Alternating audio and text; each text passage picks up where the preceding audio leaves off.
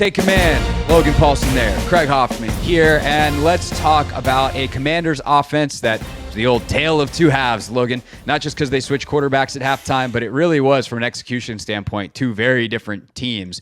But upon further review, upon watching it on tape, there were a ton of opportunities in the first half for Jayden Daniels, and he just wasn't able to hit them with the efficiency and the efficacy that he has this year. When you watched this first half offensively, what are some of the things that stood out to you about why they just could not get going?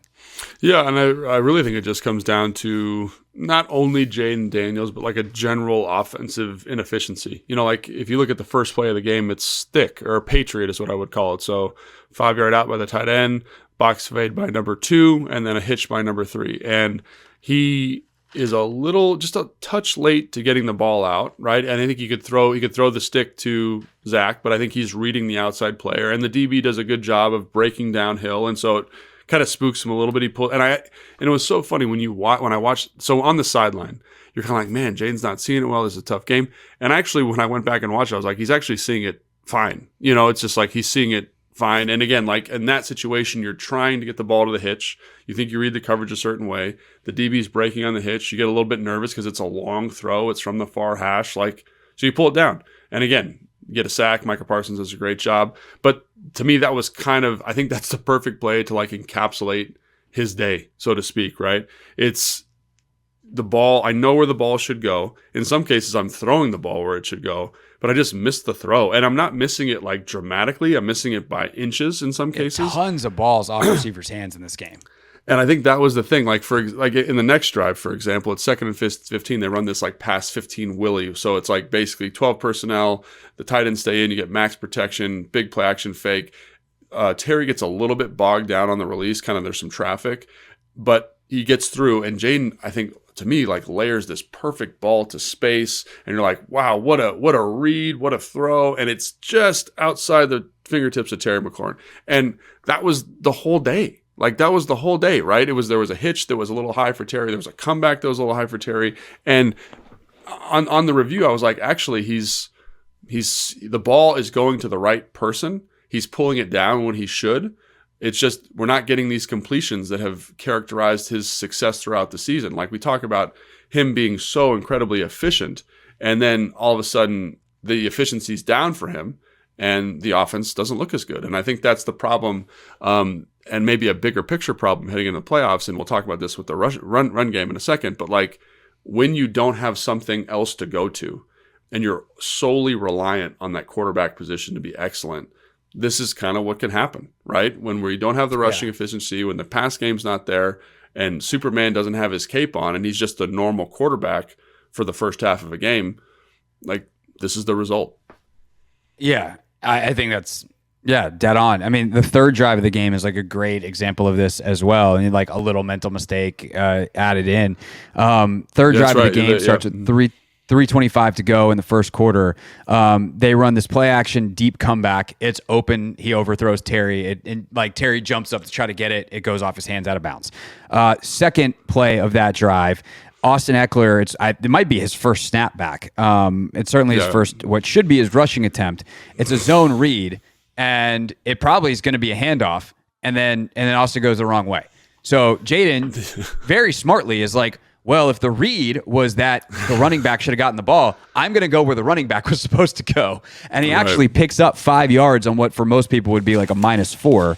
And then on the next play, it's 3rd and 5, and he's picking his matchup. They run slants, 3 of them on the same side of the field in a 3-by-1, and he misses Terry barely on the slant. And that's a 3 and out where you have 2 good reads, and he actually makes a good play on a mental mistake by a teammate, and instead it winds up in 3 and out. And that's in many ways the story of the first half, is just a lot of silly things that happen in the run game mixed with good decisions that are poorly executed in the pass game. Yeah, and I think that's a perfect iteration. I mean, and then you go to the next drive, it's kind of the same thing. His drives were all like that, right? It was he has a completion on an RPO, which was great. There's a run for no gain. It's 2nd and 10. He takes a sack. And then 3rd and 10, there's kind of a pseudo drop. Again, it would have been a tough catch. But, that's the drive. So, you can't, in the same way we talk about defense having negative plays and then a couple greens in specific high leverage moments, the offense should look the other way. You got to have a lot of greens and only a couple of reds. On these first drives, I don't know exactly how many it is, but there's the first 3 plays, there's 2 reds, there's 2 sacks, right? The next 5 plays, there's a holding and an incomplete pass, right? There's 2 incomplete passes and a mental mistake on the next drive, and then there's a sack and a drop on the third drive, and then there's an incomplete pass and an incomplete pass, and a Jayden scramble is the only positive play. That's pretty much the first quarter of the game. So out of how many plays was that, Craig? About 16 plays. I'd say over half of them were what I would call red plays. And that's just not tenable football. And whose fault is that? Jayden Daniels a little inaccurate. They give up a couple quick pressures. There's a holding penalty on Bates, which is a tough block. I get it. By the way, I'm glad you brought that play up. Is that actually a holding penalty? Because the guy comes at him. John turns him and winds up wrestling, moving him to the ground. But there's no actual grab. He just blocks him and and not even a wrestling move. It's like a judo move where he uses his momentum against him and kind of chucks him to the ground. I don't know that that's actually a hold, but that's because I don't actually know the finite details of the rule. Right. As someone who actually should know that because that was your job, is that actually a hold or does it look like a hold and it got called? As someone who holds a lot, let me just tell you this real quick. So I think if the back had cut to the right of the block, it would have been fine. You know what I'm saying? If the back had so they're running to the left. It's 12 lead, old school, 13 lead. So we're gonna base block. You're leading on the linebacker, old school run. You haven't seen that run in a long time. Anyway, Kendricks does a great job coming downhill. If the back literally just puts his foot in the ground behind the block and cuts off Bates' butt, I don't think it's a hold. I think what they see is a guy bouncing it and then someone on the ground. And so when that happens, 9 out of 10 times, you're going to get a holding call. And that's another interesting thing we didn't talk about with the defense. There was a couple times where they had big plays and there was obvious holding calls on the interior that weren't called. And again, that happens every single game, but talk about rushing efficiency and their rushing efficiency. Imagine if you had a couple more holding calls thrown in there. I remember one where John got held on a Lance scramble, and you're just it's right at the point of attack as he's getting out. Why is that not a hold? There was another one on Jerzon where he did a great job kind of playing back on a tight zone run, and the guy tackles him to the ground. And again, 9 out of 10 I remember times. that. Yeah. Holding call, right? But it's and so pancake block in the stat sheet, holding call if the referee's in real life, attention. But again, it's happening in real time. You're bound to miss some stuff. But to me, that was one of those ones where again, it's a negative play, it gets you to 1st and 20, and it's just so hard to overcome that. And that's kind of what it was. And so Jayden's not as efficient as he is passing the football.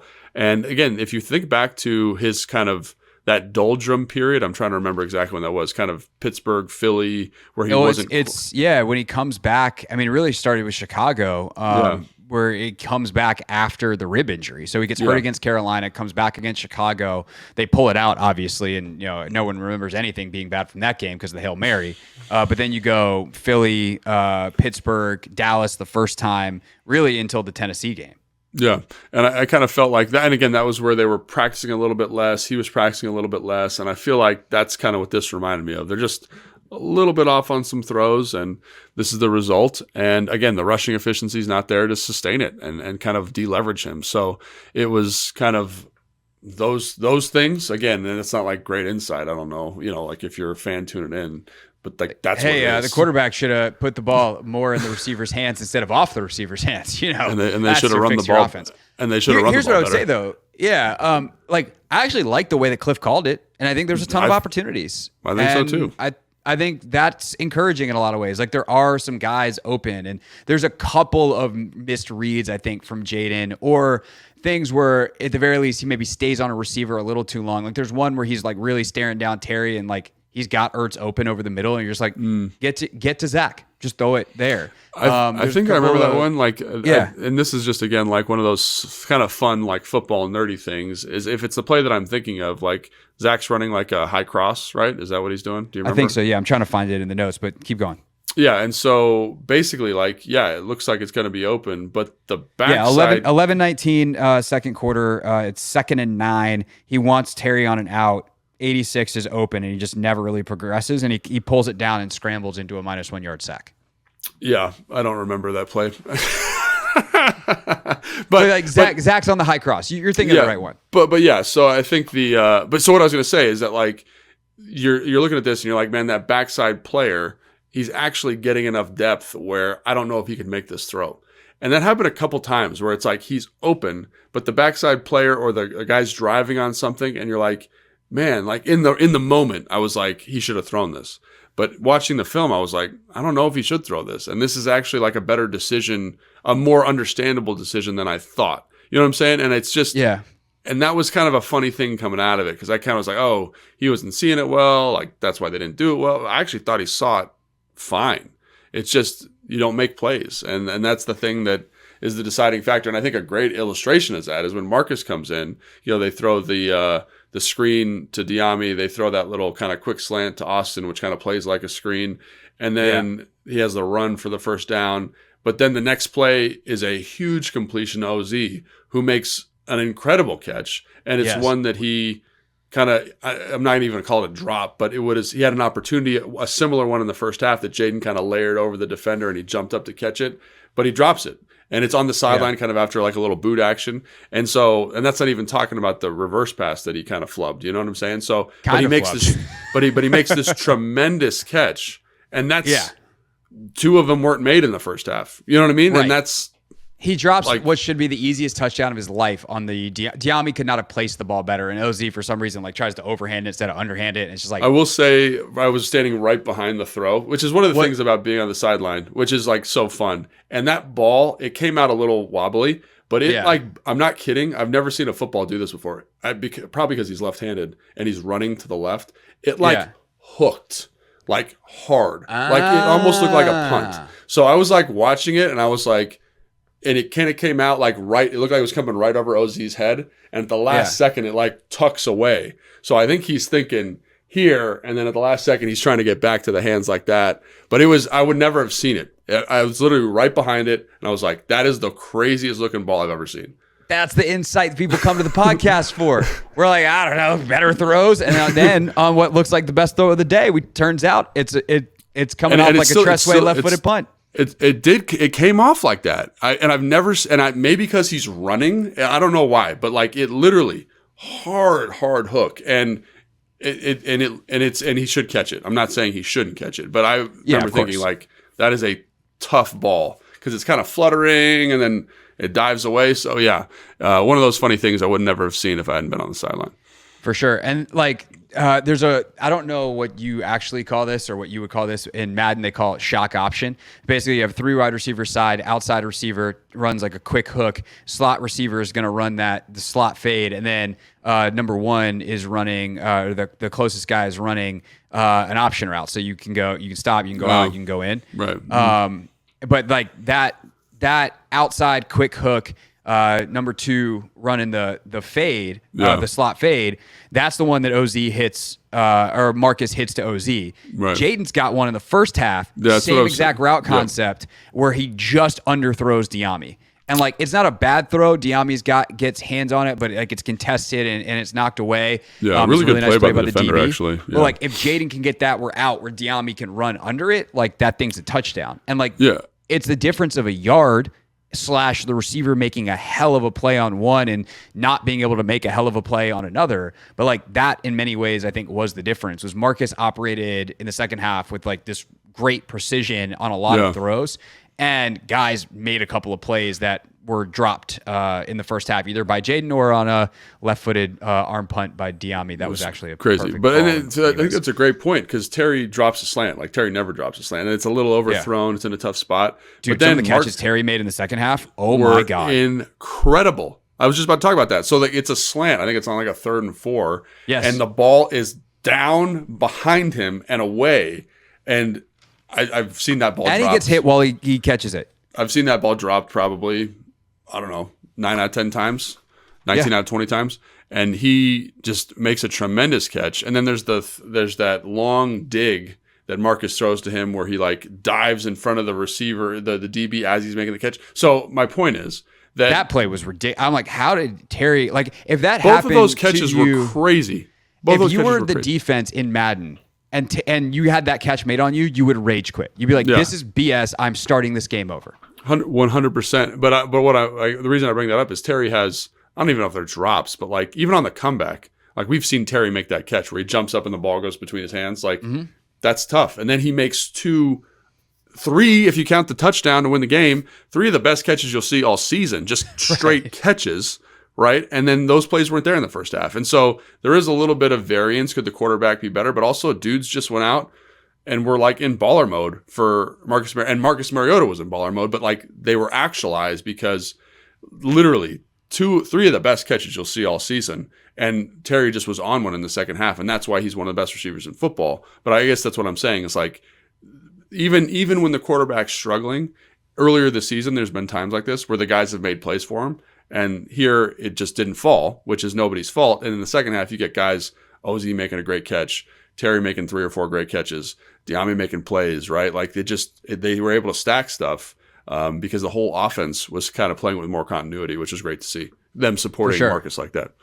For sure. Okay, the part, I'll try to think of something happy to end on. But while we do that, let's talk about the run game real quick and to wrap things up. Not to end on a sour note, but the running back run game is not looking good right now. And there's a couple nice carries in the game. I think Austin had a couple. And like the thing that stuck out to me on those carries is he's really decisive. And there's a trust level of like, the play's going to work. I'm going to run hard where I'm supposed to. And I'm going to hit the hole. And it worked out. And sometimes it's like a 7-yard game. We're not talking about 40-yarders, but like you're able to squeeze through a hole in the same way that Deuce Vaughn actually was able to do that. Smaller guys that are just like, I'm just going to squeeze through here and be hard to see. And you get to the third level and your safety comes down and tackles you for 7 yards. Sick. That's a successful run. Take that any day of the week. Where B-Rob, I feel like at times doesn't quite trust it as much. But what are you seeing in the run game, both from the backs, but I think also obviously they're just not getting a ton of movement up front. And so these times where Dallas is getting 4-yard gains that look like no gain, and then you realize the line of scrimmage has been moved 4 yards, Washington's are actually no gains or gains of 2. Yeah, so again, like stopping the running the football is complicated and nuanced, and I say this every week, but it's an important point, right? So on the first carry of the game, I think they mistarget the run, right? Who is it? Dallas brings like a little run stunt. They kind of get bogged up in it. They should be taking the combination, I think, all the way to the front side player in the box. They don't. It's really messy. B-Rob, there's nowhere for him to run, really. There's the holding call that Bates has on one of the second runs of the game. Again, you can't make that work. But also I feel like as much as the blocking surface has their issues, there are times where it's blocked up okay. And B-Rob, like you said, doesn't trust it, where he's trying to like bounce it on a zone read, for example. There's a time where it's like get downhill, trust that double team's going to get there and just hit it. And it's not going to be a huge play, but it's 3 or 4 yards as opposed to a net gain of 0. And so instead, he like runs to darkness and gets tackled for 0 yards. So there's one where he screws it up. Then the next play, he trusts it, and the double team gets split, and he gets tackled for a 0-yard gain. So like everyone, it's not B-Rob, right? It's not the offensive line. It's like they're kind of just not on the same page. And I think that's something that that is going to be interesting to watch if they can kind of find that continuity. Because we've seen them at moments, like in the Atlanta game, I thought they did a good job getting back to some of the stuff that worked for them. And then I think when you look at like this game, you're kind of like, man, this was like really clunky. This wasn't very good. This combination wasn't good. This line movement really jacked them up and it put them in a bad spot. They ran bounce, excuse me, where B-Rob ran for like basically, or it was a holding call on somebody, and B-Rob basically ran for like no yards. But because of how they're running it, he's an offset gun, right? They're running to the tight end. It just gets strung out, and there's no crease. There's no crease made. Guys aren't winning one-on-ones in the blocking surface, and that's just tough sledding. And so what I would say is, like, much like stopping the run, really good run games are very detailed. Who are we going to? What's our footwork? How are we getting there? And so if those guys can improve, that'll help B-Rob. And then B-Rob, can you approach it with the same level of detail where it's like, hey, I'm going to trust this run to be an A-gap run, and I'm not going to bounce it too early. And that's really hard to do when it's been so clunky over the course of the last couple of weeks. You got to just trust it, though.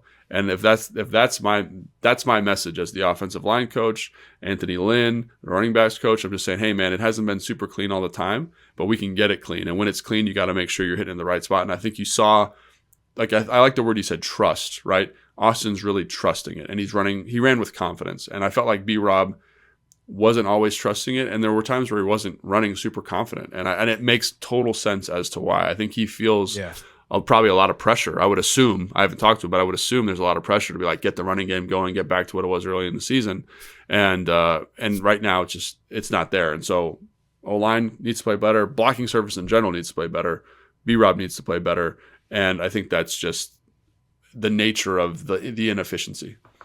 Yeah, I think there's a couple of things off of that. One, I think this was an informative game to watch on the effect a running back can have, because I think there's a couple of times where Dowdle really presses the front side and then is able to make really smart cutbacks, and he actually dips a few tackles for loss, so it's even muddy in the backfield, but he pushes long enough that once he slips that one tackle, now he's got a big crease. He's able to get 5-6 yards.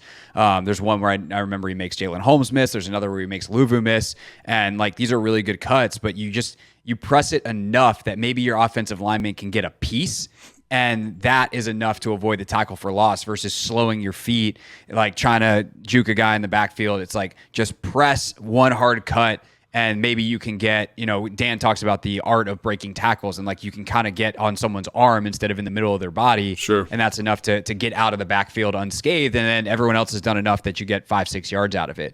The other thing that I think is interesting, specifically going into the playoffs, is for as bad as the running back run game has been, the quarterback run game has been excellent. And even on some of the design stuff. And typically in the playoffs, we see teams with running quarterbacks not throw caution completely to the wind, but certainly up the dosage of, hey, we're going to have Josh Allen run more. We're going to have Lamar Jackson run a little bit more. We're going to be a little more aggressive with some of those calls.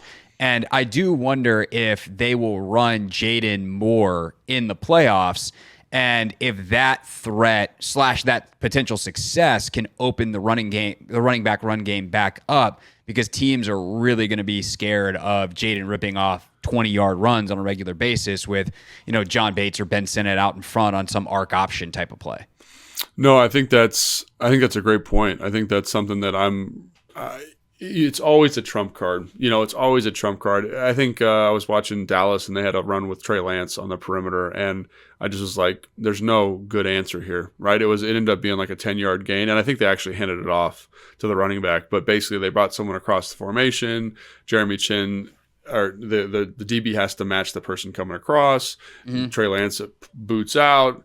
Jeremy Chin kind of plays back, and I'm like, he has to do that because the quarterback's involved in the run game, and then the back hits it up kind of right in that crease. And I just think, I think that's going to be a big part of the offense moving forward. I think when you watch the Atlanta game, like the true playoff kind of feel of that game, like they ran the quarterback a ton, and Jayden ran the ton, and it is the ultimate trump card because it makes it so hard from a numerical standpoint to play defense effectively, and I do think that's something you'll see a lot more of, and hopefully it loosens up. I think too. I think if they can, some of it just comes down to targets. Like if you can just clean up some of the targets, like one of the things about the Dallas run game, which I really appreciated, is they were targeted effectively in this game, and all that means is like, hey, the first combination's going to that guy. Everybody else, like, these are the people you're going to. And they just executed it really well. And were they always perfect? No. But I think that, to me, is, if you want to clean up a run game,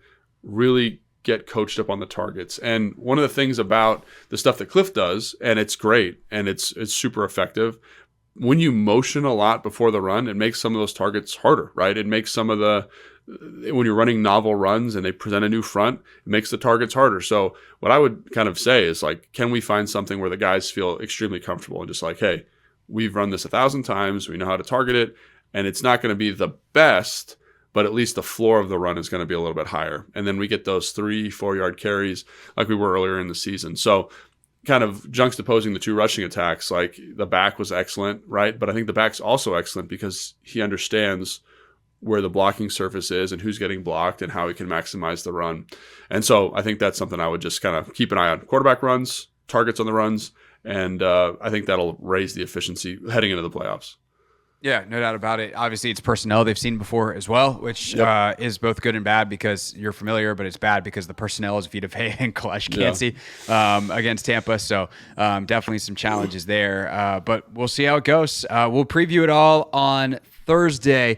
We'll get deeper into some of the areas where we think Washington can take advantage of Tampa and obviously flash some of the warning signs. Hopefully we'll know a little bit more about some availabilities as well by then, injury-wise. You want to get your run targets better? Let's get Tyler Biadasz back. That would seem to be helpful. And so we should know by Thursday. Obviously, we'll know how he practiced on Wednesday. It sounded pretty promising from Dan Quinn on the Monday press conference. Also sounded like Marshawn Lattimore was on a good track. So hopefully we'll know a little bit more by Wednesday on those fronts, injury-wise as well. One thing that we, I think, mentioned at one point, but probably should stress, like Quan Martin, like his absence was felt at times during this game. So everybody, let's just make sure everybody's healthy around the facility. No surprise game day illnesses, and that would be nice.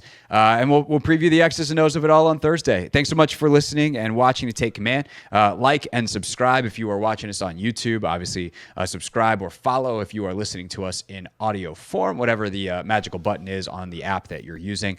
For Logan, I'm Craig. We'll see you next time on Take Command. Thanks for watching this clip of Take Command, which has a brand new home. That's right. You can watch on YouTube at the Team 980. You can also listen to full episodes in the free Odyssey app, which is now enabled with Apple CarPlay. So we'll just, follow you around.